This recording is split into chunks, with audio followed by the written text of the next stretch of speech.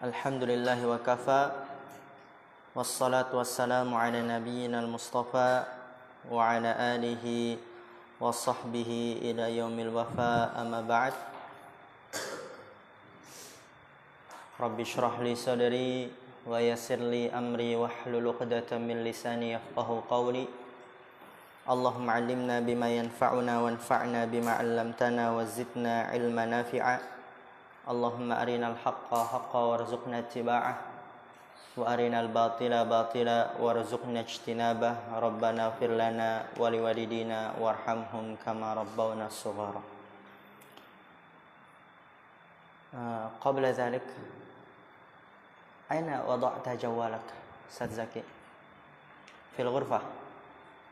Mungkin tadah huna, tamam, ala sya'an qarib al-hotspot likay qarib wa yaqwa al-baqah.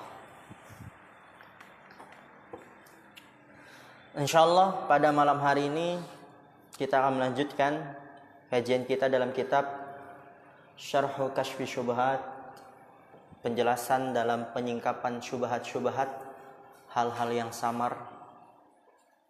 Dan ini ana ingatkan bahwa buku ini sangat penting sekali untuk kita mengupas tuntas hal-hal yang samar di tengah masyarakat. Dan yang mengerikan, hal yang samar ini bukan hal yang haram. Haram, oke, dia kerjakan dosa. Islam masih Islam dia. Tapi hal yang samar ini adalah kesyirikan. Kalau dia kerjakan, nggak mau belajar. Ada kajian, nggak mau datang. Ada YouTube, di situ ada kajian ustadz, dia tidak mau dengarkan. Dia lebih memilih mendengarkan musik, film-film. Dia melakukan kesyirikan, udah terkena dia akibat-akibat dari dosa syirik. Dihapus semua amalannya, tidak akan diampuni dosa-dosanya, kekal dalam api neraka, diharamkan surga. Oleh karena itu penting, terutama untuk diri kita pribadi semuanya, kemudian ibu bapak kita, sanak kerabat kita. Qu anfusakum wa ahlikum nara, kata Allah Subhanahu wa taala. Jagalah diri-diri kalian dan keluarga kalian dari api neraka. Di pertemuan sebelumnya kita telah membahas tentang perbedaan makna Rabb dan makna ilah. Bahwa makna Rabb dia berkaitan dengan tauhid rububiyah. Yaitu salah satu dari maknanya yang pertama adalah al-murabbi.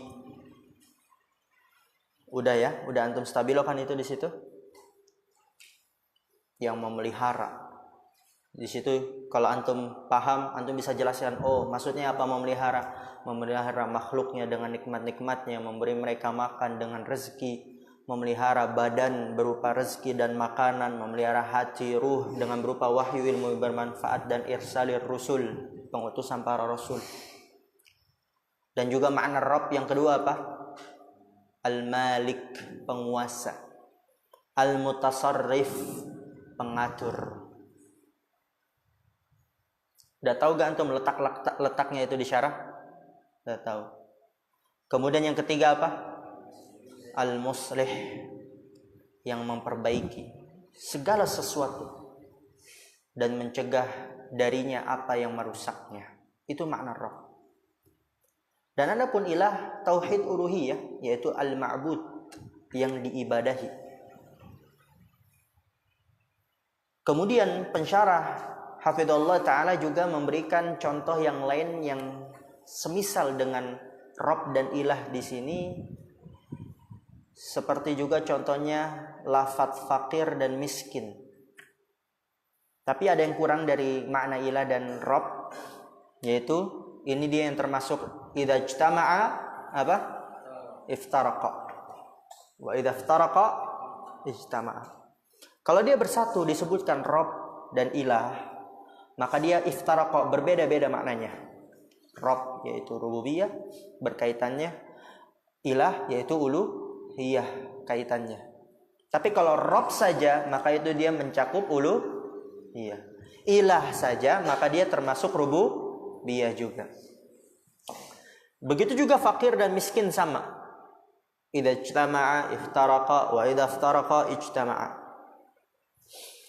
Kemudian contoh berikutnya yang permasalahannya seperti Rabb dan Ilah, yaitu wa mithlu lafdzil islami wal iman. Perhatikan, ini kita materi baru yang ketinggalan harakatnya sewaktu kita membaca bersama, bisa diharakatkan dan dia nggak tahu ya diharakatkan. Begitu juga terjemahannya. Udah ketemu wa mithlu lafdzil islam bagian mana? Zakaria udah ketemu? Udah ketemu belum? Dah, yang tengah-tengah ya. Yang nggak tahu temannya dikasih tahu. Nah, ketemu Faruk? Ketemu nggak? Yang mana? Dari wa mithlu lafdzil islam. Ketemu belum? Nggak tahu kan? Coba kasih tahu Zakaria. Wih, Zakaria itu ngasih tahu ke Faruk, Faruk belajar, itu pahala. Amal jariyah. Beneran. Kadang kita kalau ngelihat ngasih tahu ya, cuma ngasih tahu doang, nggak ngelihat bahwa dampaknya itu luar biasa. Pahala. Faruk belajar, nanti dia paham, dia sampaikan, wih, pahala yang ngalir tuh, remeh padahal.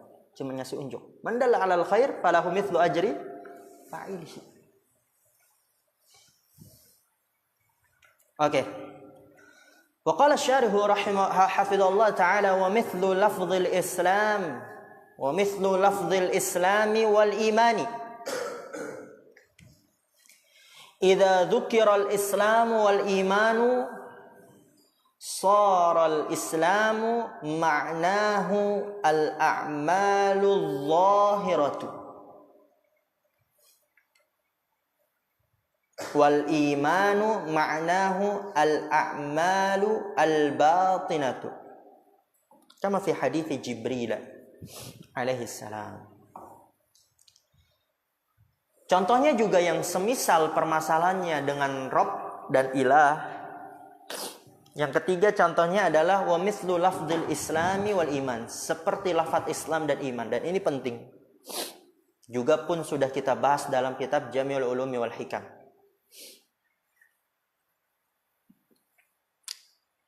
Idza dzukira al-islamu wal imanu, apabila disebutkan dzukira fi'il mabni ma'lum atau fi'il mabni majhul?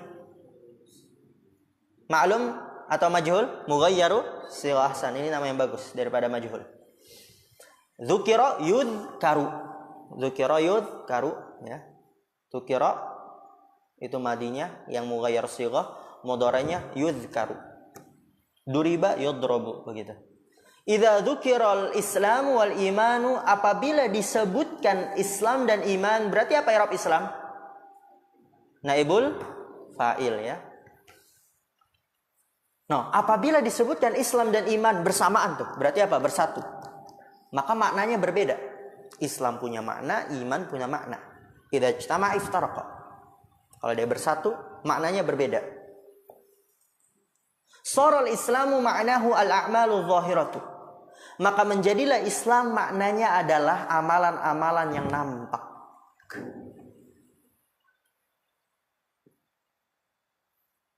Syahadatu an la ilaha illallah, mengerjakan salat, menunaikan zakat, berpuasa di bulan Ramadan, berhaji ke Baitullah, amalan zahirah yang nampak.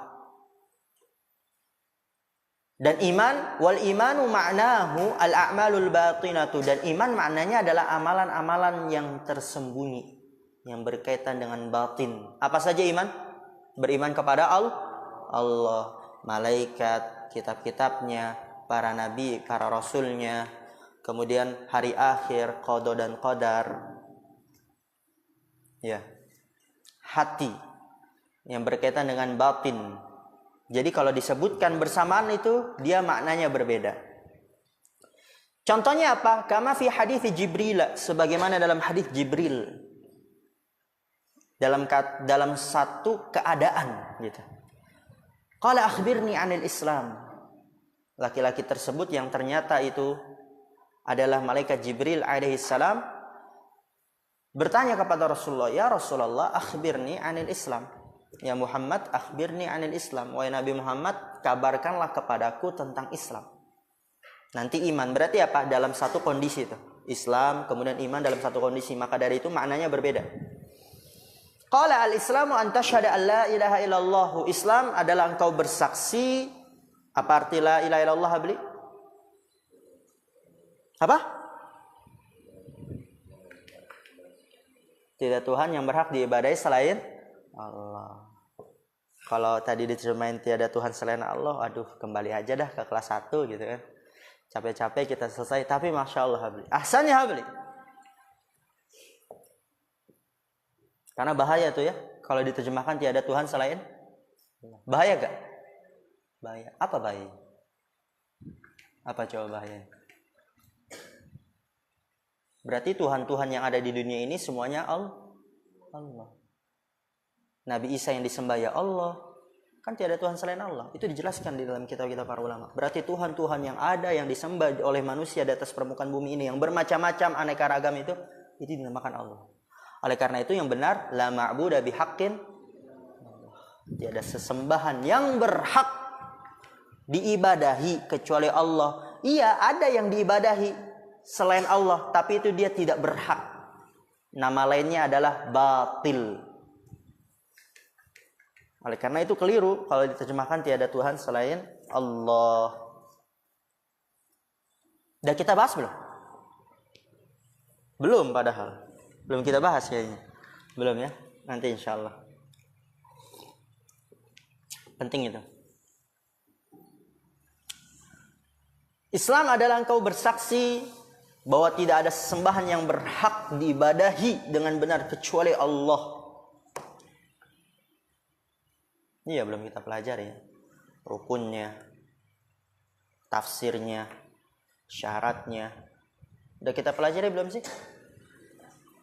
Udah ya? Di usul salasa udah? Ahsannya Yusuf. Syarat la ilaha illallah ada berapa? Syarat, bukan rukun ya. Rukun 2. Syarat ada berapa? Ada 9. Ya ada 7 tapi tambah sehingga menjadi 9. Kata dan engkau menunaikan zakat, wa tasuma ramadhana dan engkau berpuasa di bulan Ramadan, wa tahujjal baita in istata'ta ilaihi sabila dan engkau berhaji ke Baitullah apabila engkau mampu menempuh kepadanya. Ini jawaban Rasulullah SAW ketika ditanya tentang Islam. Amalan zahirah. Fassarahu bil arkani zahirati. Rasulullah SAW mentafsirkannya dengan rukun-rukun yang nampak. Dan kemudian malaikat Jibril alaihissalam bertanya lagi, akhbirni anil iman. Kabarkanlah kepadaku tentang iman. Qala an tu'mina billahi wa malaikatihi wa kutubihi wa rusulihi wal yawmil akhir wa tu'mina bil qadari khairihi wa syarrihi. Iman adalah engkau beriman kepada Allah, para malaikatnya, kitab-kitabnya, para rasulnya, hari akhir, dan engkau beriman terhadap takdir baiknya dan buruknya. Lihat, fassarahu bil a'malil batinati wa hiya imanul qalbi. Rasulullah SAW mentafsirkannya dengan amalan-amalan batin, yaitu keimanan hati. Nanti dalam akidah wasitiyah antum pelajarin tuh. Beriman kepada Allah apa saja yang harus kita imani. Coba kalau antum misalnya ditanya, Habli, antum beriman kepada Allah? Iya, apa saja yang antum imani tentang Allah? Bingung kan?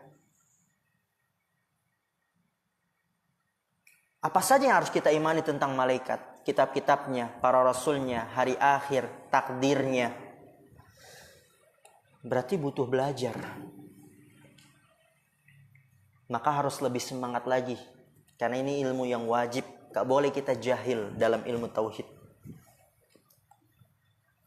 Hadza idza dzukira jami'an. Nah, tuh. Sara likulli wahidin ma'nan. Wa idza dzukira ahaduhuma wahdahu dakhala fihi al-akharu. Halaman sebelumnya, hadza idza, ini apabila, oke, lanjut. Dzukira jami'an, keduanya disebutkan bersamaan. Islam dan iman disebutkan bersamaan. Itu dia sara likulli wahidin ma'nan, maka menjadi untuk setiap salah satu darinya memiliki makna. Islam amalan zahir, iman amalan batin. Tapi wa idza dzukira ahaduhuma wahdahu dakhala fihi al-akharu. Dan apabila disebutkan salah satu dari keduanya sendirian, Islam doang misalnya, iman doang misalnya, maka masuk di dalamnya yang lainnya. Jadi kalau disebutkan Islam doang, juga masuk di dalamnya iman. Kalau disebutkan iman saja, juga masuk di dalamnya Islam. Dan kita juga sudah melewati ini dalam kitab Jami'ul Ulum wal Hikam. Dalam hadis yang lain Rasulullah SAW pernah ditanya tentang Islam saja. Dan Rasulullah menjawabnya dengan amalan batin. Dan sebaliknya, Rasulullah pernah ditanya tentang iman. Dan Rasulullah menjawabnya dengan amalan nampak, yaitu zahir. Jadi kalau disebutkan sendirian, maka dia mencakup Islam dan iman. Ada yang punya Jami'ul Ulum wal Hikam? Ada yang bawa di sini gak? Di dalam semua ya? Ya ada di situ. Nanti bisa antum lihat. Murojaah udah kita baca kok. Sudah kita baca. Nanti itu antum lanjutkan bersama Ustaz Abu Haris hari Sabtu insyaallah. Tapi Ustaz Abu Haris ini nanti dilihat gimana. Belum tahu juga. Oke, kita lanjut.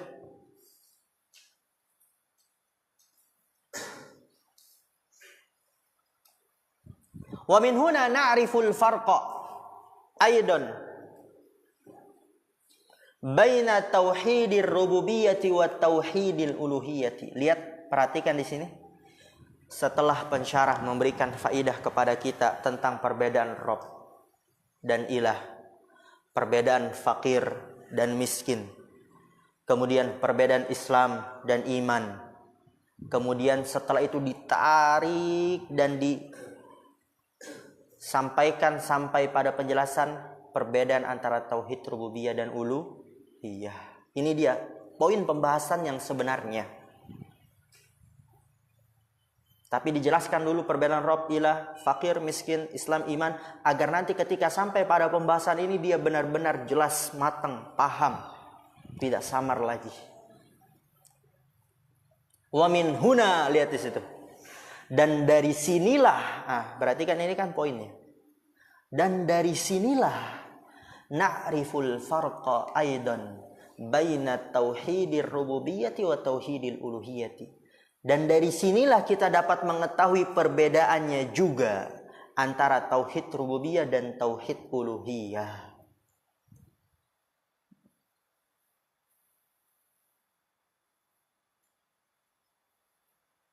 Fatauhidur rububiyyati huwal iqraru bi anna Allah huwal khaliqu war raziqu al muhyi al mumitu. Ay al-i'tirafu bi af'alillahi subhanahu wa ta'ala. Tauhid rububiyah dia adalah al-iqraru bi anna Allah huwal khaliq ar-raziq al muhyi al mumit. Mengikrarkan, meyakini bahwasanya Allah dia adalah Maha Pencipta, Maha Pemberi rezeki, Maha menghidupkan, Maha mematikan, yaitu al-i'tirafu bi af'alillah, mengakui perbuatan-perbuatan Allah.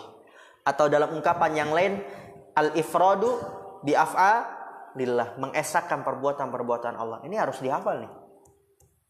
Jadi kalau ditanya, apa tauhid rububiyah? Al-ifradu bi af'alillah subhanahu wa ta'ala. Al-ifradu bi af'alihi subhanahu wa ta'ala. Al-ifradu, mengesahkan perbuatan-perbuatan Allah, menjadikan perbuatan Allah itu semuanya Allah lakukan sendirian, esa. Allah menciptakan dan Allah lakukan itu esa sendirian, gak ada yang membantunya. Allah memberikan rezeki dan Allah lakukan itu esa sendirian, tidak ada yang membantunya. Allah mengatur, Allah lakukan itu esa sendirian, tidak ada yang membantunya. Itu maksud dari ifradullahi bi af'alillah, mengesahkan Allah dengan perbuatan-perbuatan Allah Subhanahu wa taala. Wa tauhidul uluhiyati ma'nahu ifradullahi bi a'malil ibadi. Atau ungkapan yang lain biasanya apa kita? Ifradullahi bil ibadah.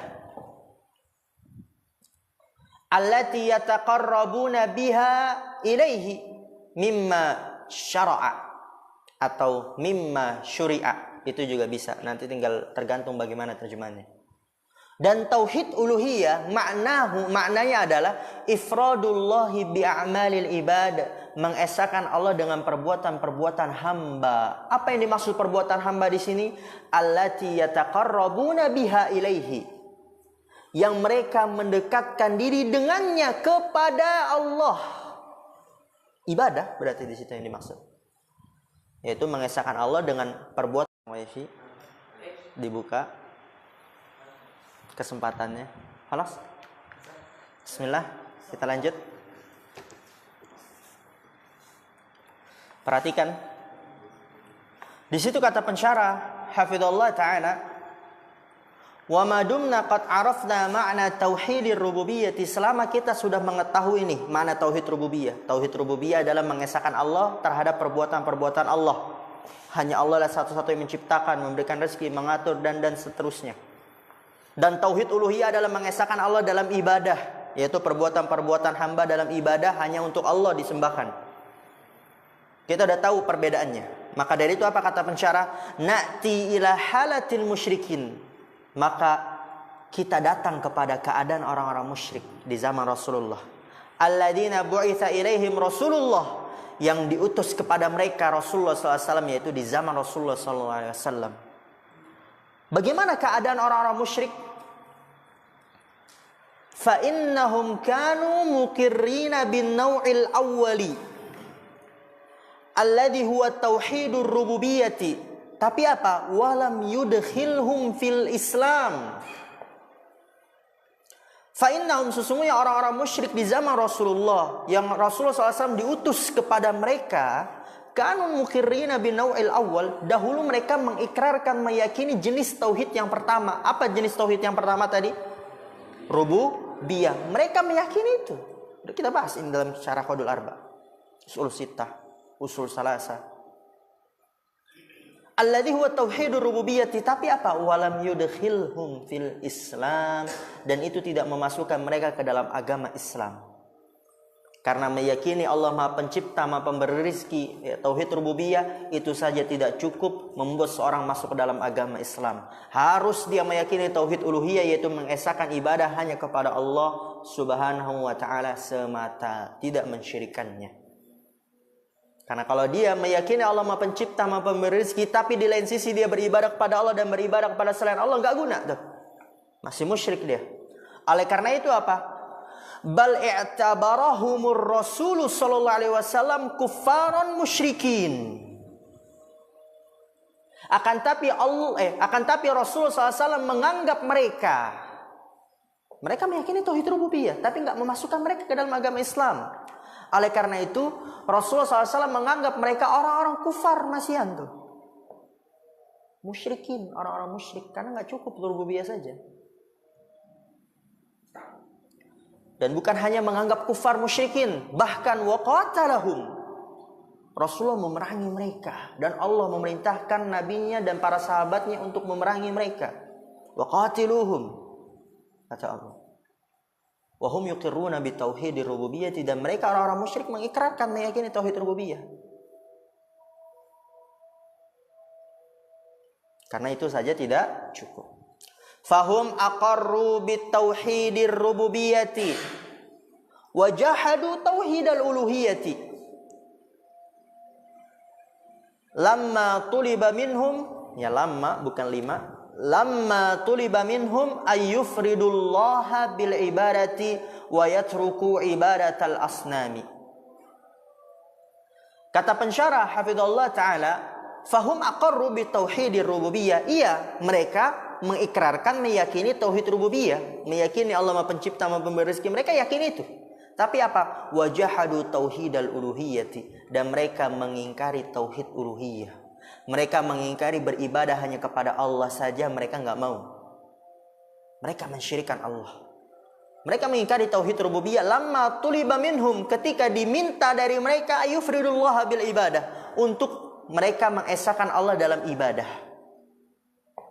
Wa yatruku ibadatal asnami, dan mereka meninggalkan peribadatan patung-patung, berhala-berhala. Ketika diminta itu, esahkanlah Allah.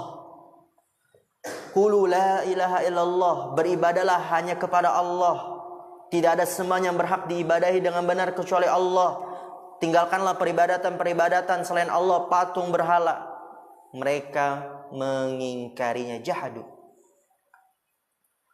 Ketika mereka dikatakan qulu la ilaha illallah, ucapkanlah la ilaha illallah, apa yang mereka jawab? Qalu aja'alal alihata ilahan wahidan inna hadza la syai'un ujab. Ini dia nih Nabi Muhammad ingin menjadikan Tuhan-Tuhan yang banyak hanya menjadi satu Tuhan saja. Nggak mau mereka kalau Tuhan cuma satu, beribadah hanya kepada Allah saja dan meninggalkan peribadatan selainnya. Karena mereka tuh punya berhala banyak, 360 di sekitar Ka'bah. Dan berhala yang besar ada 3, Lat, Uzza, Manah. Oleh karena itu mereka mengatakan ini dia Nabi Muhammad ingin menjadikan Tuhan-Tuhan hanya menjadi satu Tuhan saja. Inna hadza la syai'un ujab, kata mereka. Sungguh ini adalah suatu hal yang mengherankan. Mereka mengingkarinya. Gak mau beribadah hanya kepada Allah saja. Mengingkari tauhid uluhiyah. Li'annahu qala lahum qulu la ilaha illallah. Fahum fahimu ma'na la ilaha illallah. Wa huwa annahu la yu'badu illa wahdahu. La syarika lahu. Wa hum lahum asnamun. Wa lahum ma'budatun kathiratun. La yuriduna tarkaha. Wal iqtisara ala ibadatillahi. Wa hadha la yurdihim.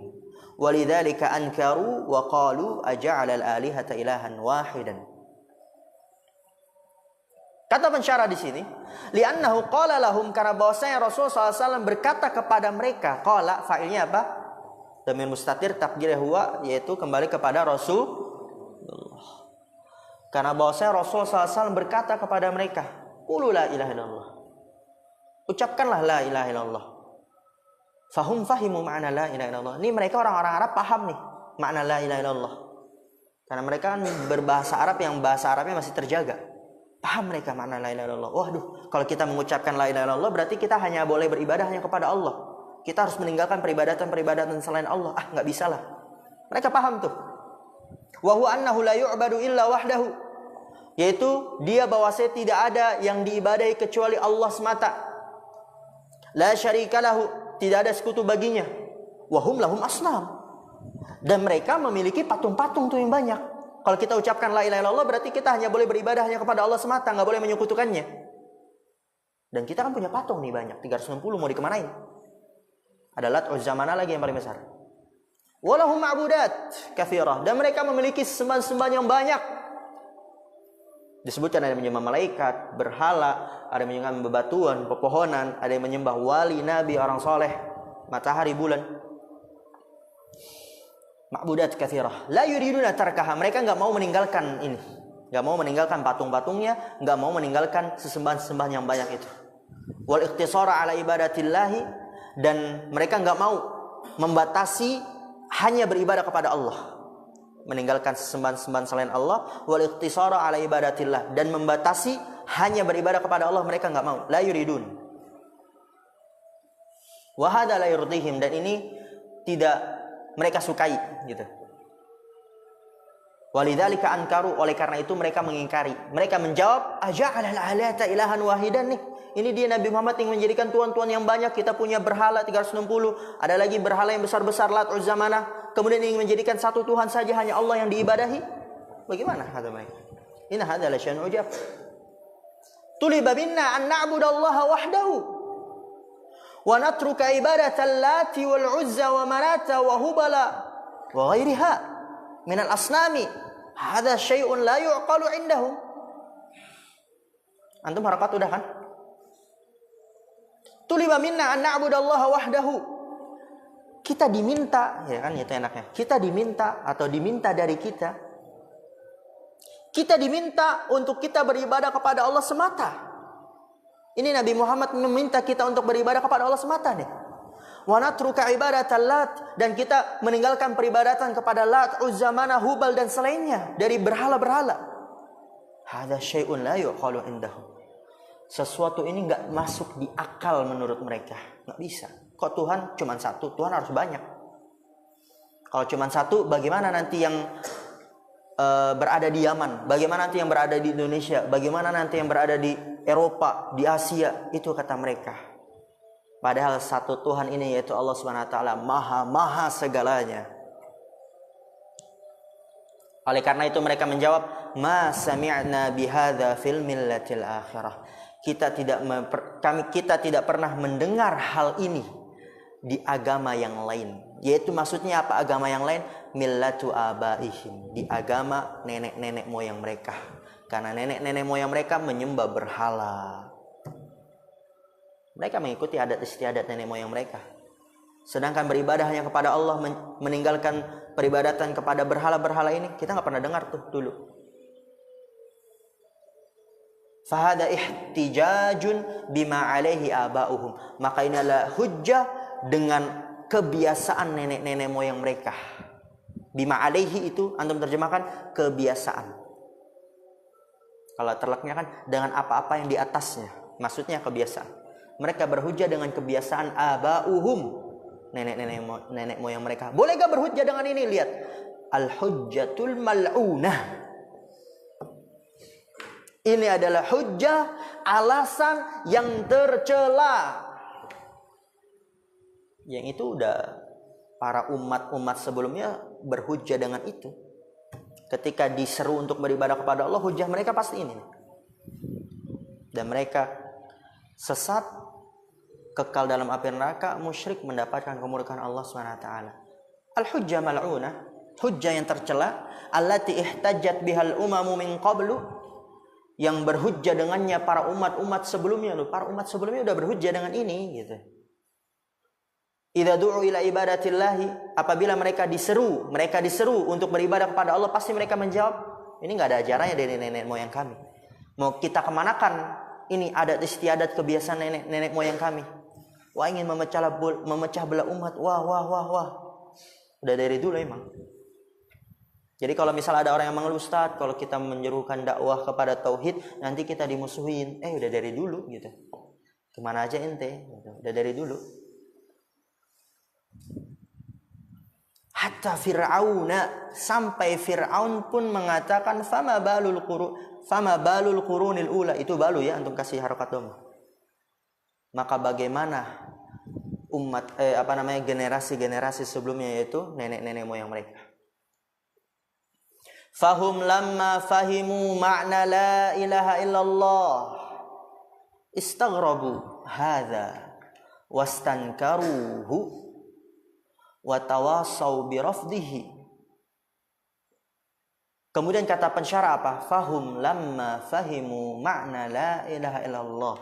Maka mereka, fahumnya di sini, maka mereka lamma fahimu makna la ilaha illallah, ketika mereka paham nih makna la ilaha illallah, kalau mereka mengucapkan la ilaha illallah harus hanya beribadah kepada Allah saja, meninggalkan peribadatan selain Allah, mereka paham. Oleh karena itu apa? Mereka istaghrabu hadza, mereka merasa aneh.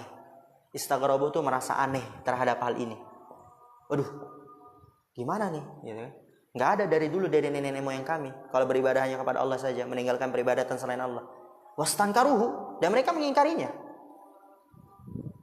Wa tawassaw birafdihi, dan mereka saling berwasiat untuk menolaknya.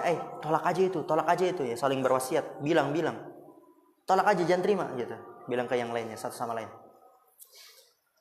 Wa fil ayatil ukhra, dan dalam ayat yang lain, yaqulu subhanahu wa ta'ala fihim, Allah Subhanahu wa ta'ala mengatakan tentang mereka, innahum kanu idza qila lahum la ilaha illallah yastakbirun. Sesungguhnya dahulu mereka apabila dikatakan kepada mereka la ilaha illallah, mereka bersombong, mereka menolak, mereka enggak mau mengucapkan, menolak kebenaran tuh, sombong. Batalul haq. Wa yaqulun a inna latariqu alihatina li syairin majnun. Dan mereka menjawab tuh, mengatakan apakah kita latariku alihatina, akan meninggalkan Tuhan-Tuhan kita yang banyak nih, 360 berhala, Lat, Uzza, Manah, Hubal, kita tinggalkan li syairin majnun, untuk penyair orang gila ini, yaitu Nabi Muhammad, beribadah yang pada Allah. Gak mungkin, kata mereka. Jadi nanti apa di sini? Titik pembahasannya, di akhir bahwa orang-orang musyrik di zaman Rasulullah mereka paham makna la ilaha illallah. Mereka tahu konsekuensi dari mengucapkan la ilaha illallah. Harus beribadah hanya kepada Allah, meninggalkan peribadatan selain Allah. Oleh karena itu mereka nggak mau mengucapkannya, karena mereka paham. Tapi ada di zaman kita ini, mereka mengucapkan la ilaha illallah tapi nggak paham maknanya. Sehingga mereka melakukan kesyirikan. Mereka ucapkan la ilaha illallah. Kalau artinya kan tidak ada sembahan yang berhak diibadahi kecuali Allah, tapi dia beribadah kepada selain Allah. Maka orang di zaman kita lebih bodoh, lebih jahil daripada orang-orang musyrik jahiliyah di zaman Rasulullah SAW. Mereka dinamakan jahiliyah, maka kita lebih ajhal gitu. Nanti ada di akhir. Naktafi bihadzal qadar. Subhanakallahumma bihamdika asyhadu an la ilaha illa anta astaghfiruka wa atubu ilaik. Assalamualaikum warahmatullahi wabarakatuh.